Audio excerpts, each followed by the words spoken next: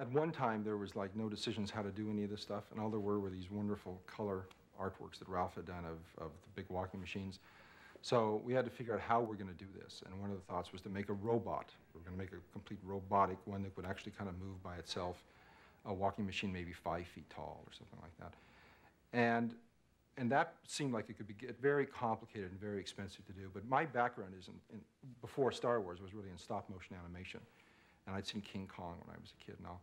And so I pushed to do it in stop motion because they're machines anyway, and if they move sort of like a little staccato-like, it would just make them look more like machines. So we did it in stop motion, and we did it with models that were as big as a person could animate, which is about the size that a person can get their hands in to move it frame at a time.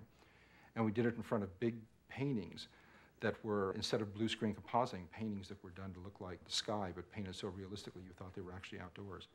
The sets that were built were baking soda, and with trap doors in them so the animators could pop up, animate the figure, and go back down, and you could shoot a frame of film. And at 24 frames a second, we sometimes we'd get a shot a day if we were doing real good, which is like a 5-second shot. So we had scales that were like 5 foot or 4 foot tall one for scenes when it sort of blew up, some part of it blew up and it had to fall over. Those were done with high-speed photography.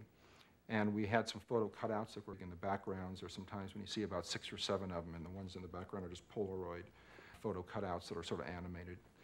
And then we had little tiny ones that we used for the very opening shot, I think when you see them, or some of the speeder shots when you see them off in the distance, real tiny ones off in the distance there. And we just made them as small as we could possibly make them to do it. So we had lots of different scales that we mixed and matched depending on the shot.